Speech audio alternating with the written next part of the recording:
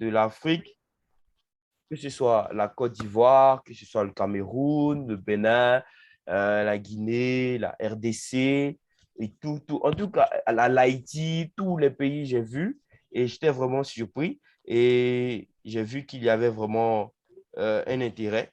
Donc, les gens portaient un intérêt pour la logistique et c'est très important. Aujourd'hui, nous sommes fiers, nous sommes tous contents d'être là et nous allons partager ce moment. Alors, sans plus tarder, nous allons aller directement en essayant de vous dérouler un peu le programme, comment ça va se passer. Donc, ça sera, on va dire, un échange, un partage entre moi, M. Yapassan, et vous également, sur les analyses des KPIs du stock et prise de décision. Alors, nous sommes tous, je vais dire en brief, supply chain manager et nous savons la nécessité de pouvoir analyser de manière très pointueuse tous les, on va dire, toutes les données liées au stock que nous avons. Et c'est ce qui permet aujourd'hui aux entreprises de pouvoir prendre des décisions. Voilà. Donc, voilà, il y a M. Truc qui dit qu'il ne suit pas. Je vais rapidement.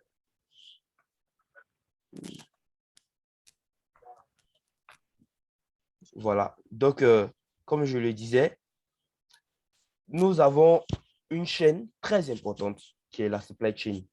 Et donc, l'analyse des KPIs liés au stock doit être très important et très pointueux. Aujourd'hui, nous avons la chance d'avoir M. Yapassan dans ce webinaire pour nous aider à mieux comprendre et à mieux dissimuler les KPIs, à mieux les analyser et à mieux prendre les décisions.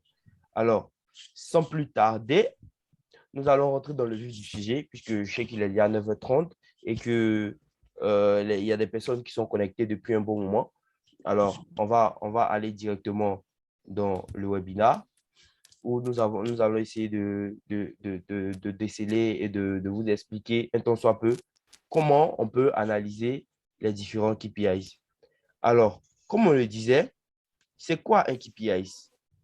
Voilà, c'est quoi un KPIs? De manière très simple, déjà pour débuter, un KPIs qui veut dire Key Performance Indicator en anglais, les clés, les clés, on va dire, de performance d'une entreprise ou d'une structure. Donc ici, on va dire de la supply chain, voilà, liée à notre domaine. Et donc, c'est quoi? Ce sont les éléments essentiels sur lesquels vous devez vous baser pour pouvoir orienter votre entreprise, comme on le dit, pour pouvoir mesurer la performance de votre entreprise. Voilà. Nous sommes tous supply chain managers. Il y a des mots qui ne seront pas, on va dire, qui ne seront pas étrangers, qu'on va essayer de mentionner et qu'on va partager au fur et à mesure. Nous tous, on connaît un peu par-ci, par-là, la rotation du stock, on connaît un peu les coefficients, on connaît un peu les ruptures de stock, les surstocks, les retards de livraison, les retours clients et tout. Tous ces petits problèmes qu'on a, qu'on essaie de régler au quotidien, de sorte à pouvoir avoir une meilleure, on va dire, performance de notre supply chain et pouvoir atteindre nos objectifs. Voilà. Donc, c'est un peu ça. Ceux qui ont les micros ouverts, on va leur demander de fermer leur micro pour qu'on puisse s'entendre et se comprendre. Voilà. On va demander à M. Boabré, M. Ismaël de fermer leur micro. On va demander à Galati A32, à M. Dao de fermer leur micro pour qu'on puisse mieux se comprendre et continuer le webinaire. Donc, comme on le disait, on était sur les indicateurs. Alors, nous sommes basés sur les indicateurs critiques pour présenter ce travail. On sait qu'au-delà de ces 5 indicateurs, il y a plusieurs indicateurs qu'on peut avoir au niveau des stocks. Mais déjà, les indicateurs critiques qui sont, comment on peut les analyser, comment on peut, on va dire, on va demander à M. Ismaël de fermer son micro et M. Collins Meli également, voilà, de fermer leur micro. Voilà. D'accord, merci. Voilà. Donc, comme on le dit, les coefficients de rotation, les ruptures de stock, le surstock, la livraison, le retard de livraison.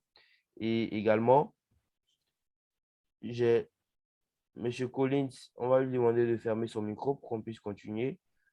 Voilà. OK. OK. D'accord.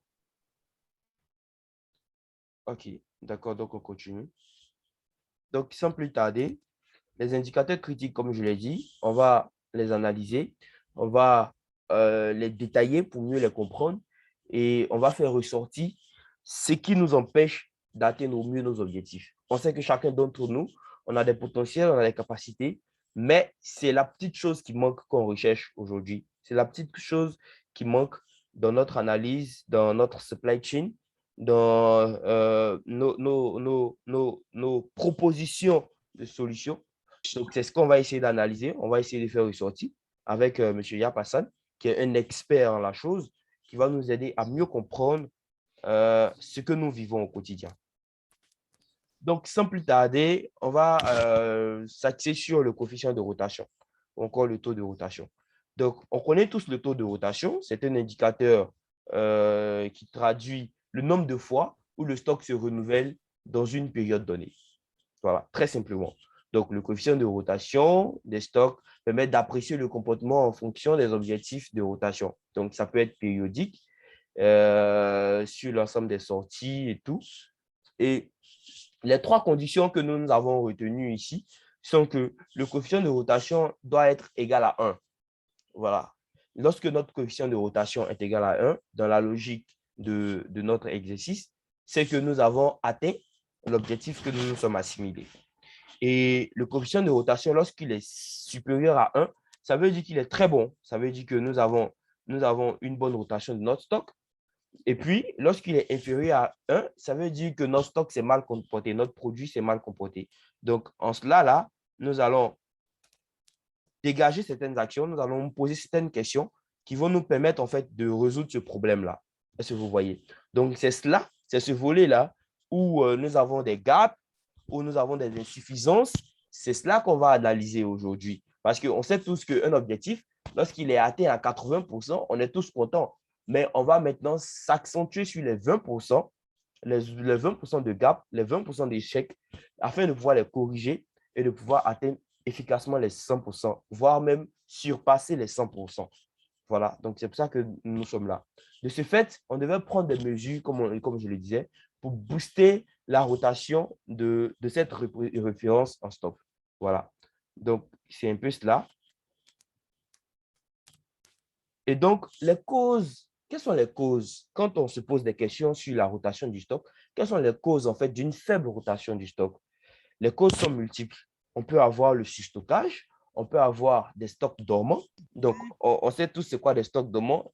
Par certaines entreprises donnent, par exemple, si un stock n'a pas tourné au bout de 6 mois, il est considéré comme un stock dormant.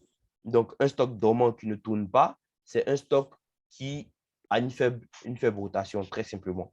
Des ruptures de stock. Vous conviendrez avec moi qu'un stock qui n'est pas disponible, c'est un stock qui ne tourne pas.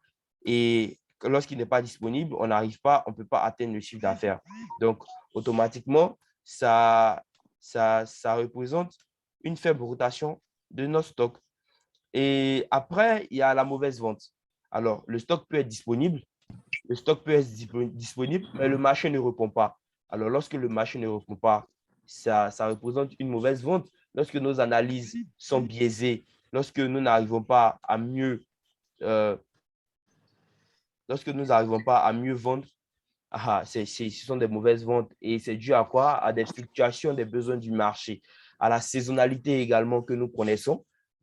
À la saisonnalité que nous connaissons, de janvier à décembre, nous savons que pour des entreprises, par exemple, qui sont dans des domaines de FMCG ou des fast-moving consomers, on a des produits qui évoluent par saisonnalité. Donc, il va falloir mener de bonnes analyses de sorte à pouvoir voilà, mieux maîtriser ces produits-là et mieux également orienter l'entreprise. Donc, les actions également qu'on peut prendre au niveau du taux de rotation, On en a noté quelques-unes, à savoir adopter une politique des approvisionnements efficiente. Donc, en parlant de politique des approvisionnements efficiente, on veut parler du supply planning. Est-ce que vous voyez? C'est-à-dire de la stratégie qu'on va mettre en place de sorte à pouvoir coordonner de manière efficiente nos différentes actions pour pouvoir mettre à disposition les différents produits. D'abord, pour une entreprise de production, mettre à disposition les matières premières. Et si c'est une entreprise commerciale, pouvoir mettre à disposition les différents produits de sorte à pouvoir satisfaire la demande. Voilà. Donc, comment mettre en place une bonne politique de stock? Vous devez pouvoir l'adopter et faire des prévisions. Une entreprise qui n'a pas de prévision, votre entreprise ou vous pouvez être dans une petite entreprise qui n'a pas de prévision, mais vous, au niveau de la supply chain, vous devez pouvoir faire des prévisions de sorte à pouvoir anticiper sur les différents besoins, sur les différentes demandes du marché. Concevoir les stratégies marketing. Alors, on sait tous que la supply chain, comme on le disait, lorsque la supply chain dit non, alors c'est toute l'entreprise qui est arrêtée. Donc, travaillons en synergie avec le marketing. Vous devez pouvoir mettre en place des stratégies de vente, des stratégies permettant d'avoir de bonnes visibilités et développer des projets innovants. Les projets vont permettre à l'entreprise de rebondir sur le marché, d'avoir une nouvelle vision du marché dans lequel vous exercez. Donc, voilà quelques points qu'on a essayé de mentionner, de sorte à pouvoir optimiser la rotation du stock. Sans plus tarder, je vais inviter M. Yapassan dans ce webinaire pour nous montrer un peu un cas pratique au niveau de la rotation du stock. M. Yapassan, si vous me suivez, vous pouvez prendre la main. Voilà. Ok, merci Aristide. Merci beaucoup et c'était très intéressant d'écouter toutes les explications que tu as eu à donner. Et avant d'entrer dans le cas pratique, je voudrais un peu ajouter de l'eau au moulin de Aristide lorsqu'on parle des KPI. Les KPI, c'est un peu une mesure qui permet un peu d'apprécier la performance d'une entreprise à travers les objectifs. Parce que quand on parle de KPO, indicateur clé de performance, en fait, on parle des objectifs préétablis qui ont été fixés au départ. Toute entreprise qui lance son activité doit pouvoir faire des prévisions et arrêter une certaine barre. C'est-à-dire, donc, lorsqu'on entre maintenant dans la réalisation, c'est en fonction maintenant de ces objectifs qu'on voit, est-ce qu'on a atteint l'objectif?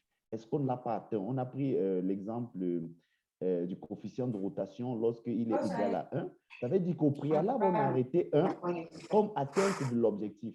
Si on est égal à 1, c'est bon. Si on est supérieur, on a très bien travaillé. Et si on est inférieur, on a très mal travaillé. Donc, voilà un peu pour résumer un peu ce que c'est que... Pour revenir sur le cas pratique, pour vous montrer concrètement comment faire pour essayer de... Allô, s'il vous plaît, monsieur Yap, on vous entend faiblement. Vous pouvez un peu parler plus fort. On vous entend faiblement. Ok. Plus, désolé. allô? Là, c'est bon? Là, vous m'entendez? Allô? Oui. Là, c'est bon. Oui, en plus, bonjour tout le monde. En plus, j'ai l'impression que quelqu'un a son micro activé là. On entend aussi ces bruits-là. S'il peut désactiver son micro, s'il vous plaît. Mais, monsieur Bois, vous avez la possibilité de désactiver les micros, hein, je pense bien. D'accord. Monsieur Bois? Oui. D'accord, ok. Je vais fermer les vous avez la différents possibilité micros. Voilà, vous avez la possibilité de fermer les micros. Donc, comme c'est vous qui organisez, vous avez la possibilité de fermer les micros. D'accord. Voilà, merci. Merci. Merci pour cette réactivité. Là, on m'entend bien maintenant? Oui, moi, je t'entends très bien. Ok. Effectivement. Ok, super. Ok, super, merci et désolé encore. Donc, je vais reprendre par où j'avais commencé. C'était de revenir un peu pour ajouter du lot au moulin de Aristide lorsqu'il parlait des KPI. Des KPI, c'est des indicateurs qui permettent de mesurer la performance d'une entreprise par rapport à des objectifs qu'on s'est fixés au préalable. Il a essayé d'expliquer ça avec le coefficient de rotation et Maintenant, lorsqu'on fait des réalisations durant la période d'activité de l'entreprise, alors on essaie de voir est-ce qu'on a atteint dans les objectifs qu'on s'était prédéfinis, on a établi au départ. Alors, toute entreprise, pour chaque secteur d'activité qui constitue la société, il doit exister des KPI. Sans KPI, le management n'est pas efficace, n'est pas efficient, on n'a pas un résultat objectif et ça ne permet pas au top management de prendre les décisions qu'il faut, des décisions orientées vers la réalisation du chiffre d'affaires, les décisions orientées vers la bonne santé de l'entreprise. Donc, voilà pourquoi nous nous attardons aujourd'hui pour essayer un peu de se pencher là-dessus. Aristide, tu peux revenir sur le cas pratique, s'il te plaît, de l'image du cas pratique? D'accord, d'accord, je reviens tout à l'heure. Voilà. C'est bon? Voilà, super. Donc, tout à l'heure, Aristide a un peu listé les différents éléments qu'on peut prendre, ou bien les différentes actions qu'on peut prendre pour essayer de booster le coefficient de rotation. Mais moi, ce qui va m'intéresser ici, c'est celui de mettre en place un projet innovant, développer des projets innovants. Alors, moi, je vais vous prendre un cas d'entreprise que j'ai vécu et auquel on a pu travailler et trouver une solution pour booster un produit. Aristide, tu reviens sur l'image, s'il te plaît? Oui. Voilà. Ici, on a affaire à deux produits, mais qui ont le même nom, qui font le même travail. Là, nous sommes dans une entreprise qui fait dans les tôles et accessoires. Alors, ici, on appelle ça, ce sont les accessoires de tôle. Alors, la tôle qui est juste en grise là, c'est une bande de rive. Voilà. Maintenant, on était arrivé dans une situation où, lorsque je faisais dans mes états en matière de KPI, et en fonction du coefficient de rotation de ces produits-là, j'ai constaté une baisse. Parce que là, ce sont des dimensions de 2 mètres. Alors, sur une période, il y a une forte baisse. Alors, on a interrogé en réunion avec des commerciaux, ils nous ont fait comprendre que les charpentiers leur font comprendre qu'il y a un nouveau produit qui est en train de bouger le marché. Bon, nous étions en position de leader, donc on a dit, OK, on va observer, on va voir. Le mois qui suit, je ramène les mêmes informations, je dis l'objectif n'est pas atteint, le taux de rotation est faible. On analyse encore, les commerciaux nous disent les recommandations des charpentiers sont en train d'être un peu plus importantes. On devrait se pencher dessus. Le troisième mois, alors sur le plan semestriel, on se rend compte que le produit, malgré les actions qu'on a prises, ne bouge toujours pas. Alors, on s'est donc penché sur le marché pour savoir est-ce que ce que les charpentiers étaient en train de dire est réel. On s'est donc rendu compte que le marché était en train de migrer vers les accessoires de 4 mètres. Les clients étaient en train de partir sur la production des tôles des accessoires de 4 mètres. Alors, on s'est donc rendu compte que ce n'était même pas nos concurrents directs qui bougeaient le marché, mais c'était les petits producteurs dans les quartiers, dans les marchés, un peu, qui bougeaient un peu le marché. À cet instant-là, ils étaient devenus des leaders et nous étions devenus des suiveurs. Alors, qu'est-ce qu'il fallait faire? Une décision rapide a été prise, on s'est assis. On a donc dit, OK, qu'est-ce qu'il faut pour se mettre à jour?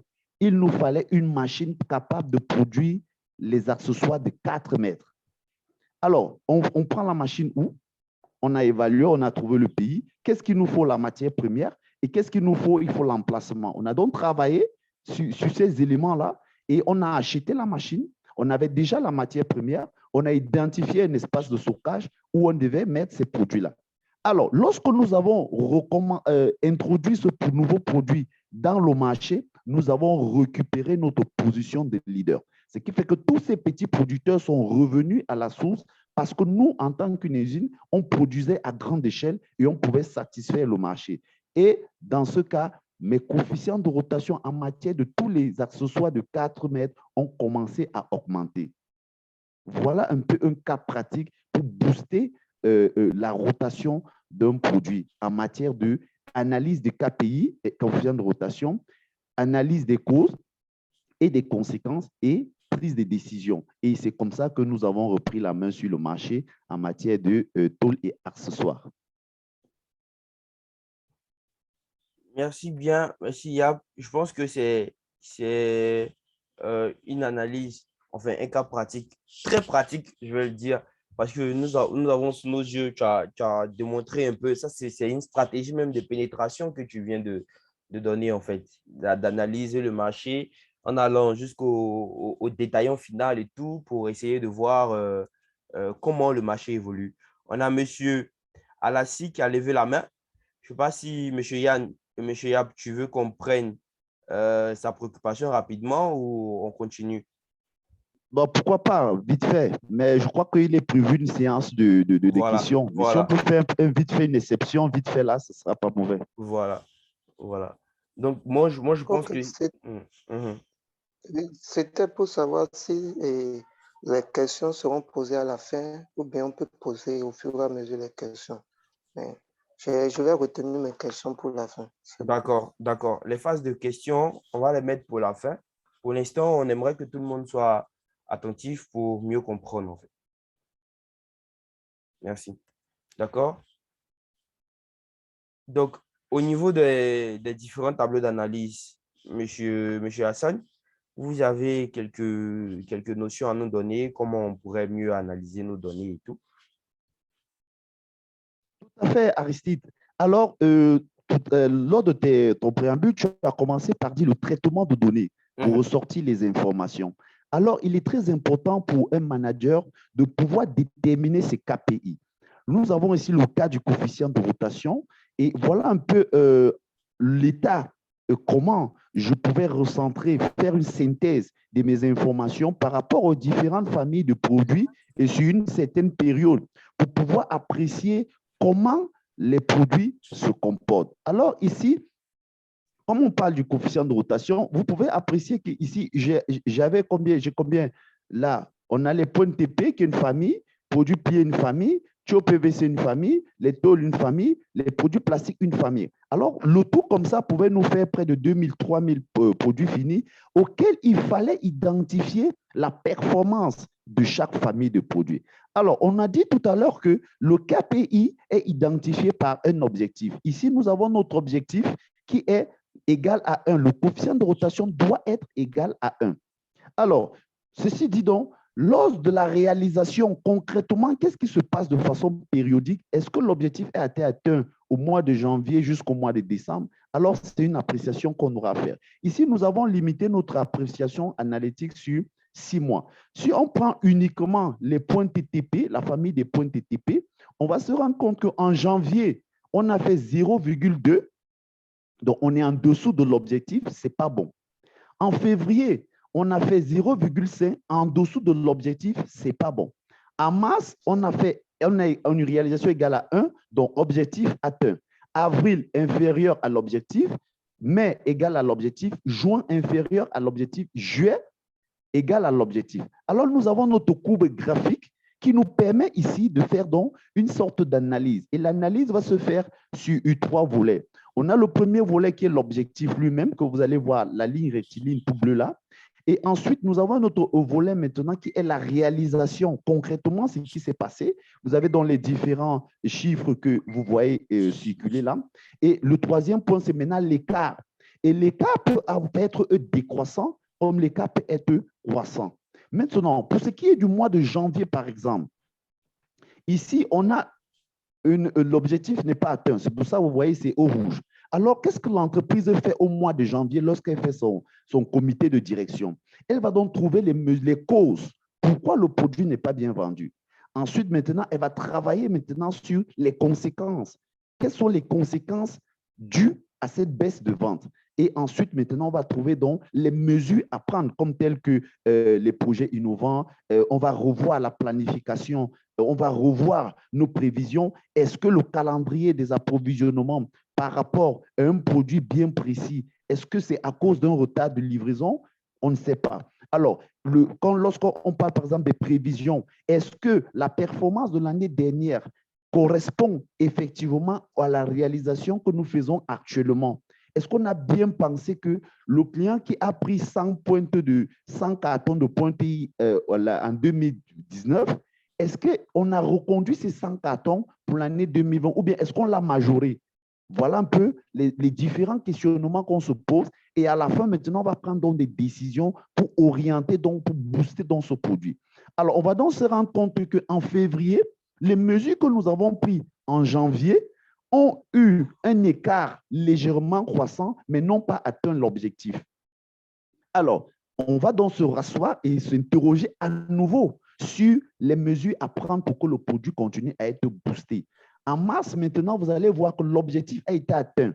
Alors, qu'est-ce qu'on constate? On constate un écart croissant. Alors, les mesures qu'on a eu à prendre en janvier ont eu de l'effet en février. Donc, ça veut dire que c'est des mesures progressives. Et Ouais. en mars, l'objectif est donc atteint. Alors, maintenant, qu'est-ce qu'on constate en avril? On constate en avril un écart décroissant. Ça veut dire que les mesures, on a protégé les mesures en mars, mais à partir du le mois d'avril, on constate un relâchement. Le produit s'est mal comporté. On va prendre encore des mesures fortes, revoir la planification, soit acheter de nouvelles machines, comme je vous ai montré tout à l'heure. Tout ça pour booster le produit. En mars, vous voyez donc que l'objectif a été atteint. On a un écart croissant. Les mesures qu'on a prises en avril ont porté leurs fruits. Mais on se rend compte qu'en juin, on a encore un écart décroissant sur l'objectif. L'objectif n'est pas atteint. Alors, les mesures qu'on a protégées en mai n'ont pas eu de l'effet. Des mesures peuvent être obsolètes. Peut-être le marché a changé. Peut-être il y a un nouveau concurrent qui entre avec une autre qualité de produit. Et voilà un peu toute l'analyse que nous pouvons faire sur le plan traitement des informations des KPI. D'accord. Donc, merci beaucoup, M. Yap. Je pense que c'est très bien compris. On a très bien compris le cas pratique. J'espère que vous avez très bien compris également ce qui se passe au niveau du stock. Donc, moi, pour récapituler, ce que moi, je vous suggère, c'est d'avoir des objectifs pour tous les KPI. Parce que comme on le voit, on ne peut que se mesurer à quelque chose. Ou bien dans la vie même concrète, on se mesure à quelqu'un, à une situation bien donnée. Donc, si vous ne pouvez pas vous mesurer, si vous ne pouvez pas mesurer vos KPI, alors c'est comme si vous naviguez à vide. Voilà. C'est comme si vous naviguez sans boussole, en fait, on va dire ça. Donc, vous devez avoir un objectif. Et pour vos différents, on va dire, vos différents produits ou vos différentes familles de produits, vous devez les mesurer au jour le jour. Donc, ici, on voit que c'est un sum up où on a fait janvier, février, mars, avril, mai, juin. Mais vous, chez vous, vous pouvez avoir des objectifs journaliers, comme on le dit. Voilà. Donc, je pense que c'est très bien expliqué. Et les gaps également qu'on a constatés sur le graphique, on essaye encore de les revoir. Qu'est-ce qui n'a pas marché? Pourquoi on n'a pas atteint l'objectif qui était de 1? Pourquoi on est à 0,7? Et comment on fait pour améliorer ce processus-là? Donc, c'est comme ça qu'on doit analyser en fait le coefficient de rotation. Je pense que M. Yapassan l'a bien expliqué. On va passer à un autre indicateur pour essayer de mieux comprendre. Alors, j'aimerais rapidement rappeler que le direct, ça fait 40 minutes que nous sommes en ligne et ça va s'arrêter d'ici 5 minutes. Donc, on va demander à tout le monde dans 5 minutes, lorsque ça va s'arrêter, de se reconnecter très rapidement pour qu'on puisse poursuivre les différents points. Ah, je pensais à elle, j'étais en train de lui écrire. Voilà. Donc, le deuxième point que nous Je souhaitons pensais aborder à avec Léonie, j'étais en train de lui écrire tout de suite. je vais fermer le micro. Donc, le deuxième point que nous allons analyser tout de suite, c'est le point concernant la rupture de stock. La rupture de stock, c'est très important de suivre de près la rupture de stock parce que un stock qui n'est pas disponible ne peut pas se vendre. Donc, vous allez investir dans le marketing, vous allez investir dans le transport et tout, mais si le stock n'est pas disponible, c'est des coûts en vain. Je vous le dis, c'est des coûts en vain. Vous supportez l'immobilisation, vous supportez les salaires, vous supportez d'autres charges bon, enfin, il y a plusieurs charges que vous allez supporter. Le produit n'est pas disponible. Et ça émane de la supply chain, ça émane de la gestion des stocks. Voilà. Nous, ici, très rapidement, je pense que la rupture de stock a lieu lorsque l'entreprise reçoit une commande contenant un produit ou une matière première dans des quantités supérieures à celles dont elle dispose. Voilà pourquoi au niveau de la supply chain, de vous-même votre gestion des stocks, vous devez avoir des alertes pour les différents niveaux de stock. On connaît déjà les différents niveaux de stock. Donc, on va parler de stock de sécurité, on va parler de stock alerte, on va parler de surstock, on va parler de stock bon, on va parler de stock minimum. Vous devez pouvoir maîtriser ces différents niveaux de stock-là pour éviter au maximum les ruptures de stock. Parce que les ruptures de stock, nous savons déjà, ce n'est pas bon. Ce n'est pas bon pour la supply chain, ce n'est pas bon pour votre entreprise. Et en fait, il sera pris en compte de manière journalière sur une période donnée, à chaque fois que le stock ne sera pas disponible. Donc, vous devez pouvoir l'analyser chaque jour, au jour le jour, et garantir la disponibilité du stock pour vous couvrir également. Parce qu'on sait qu'en entreprise, l'information, c'est la couverture. Genre, tu as l'information, tu ne peux pas dormir là-dessus, en fait. Tu ne peux pas garder l'information pour toi. Lorsqu'il y a un problème, il faut automatiquement que tu remontes.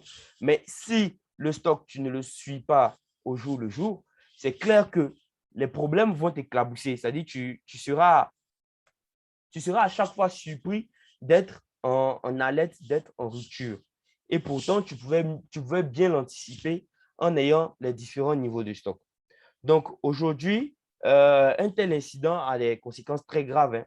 On peut voir pour des entreprises de production, on peut avoir les arrêts de machines, les chômages techniques pour les entreprises de production, la perte de clientèle, parce que si tu es un fournisseur important pour une entreprise qui fait de gros chiffres d'affaires avec toi, c'est clair que si tu es en rupture de stock, l'entreprise va chercher, va voir ailleurs.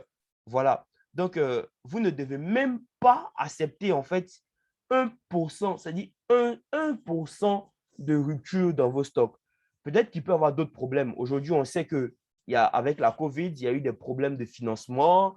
Les entreprises n'arrivent pas à, on va dire, à envoyer la matière très rapidement. Il y a plusieurs autres problèmes. Mais vous, au niveau de la supply chain, vous devez être rassuré. Vous devez être rassuré pour vos différents niveaux de stock.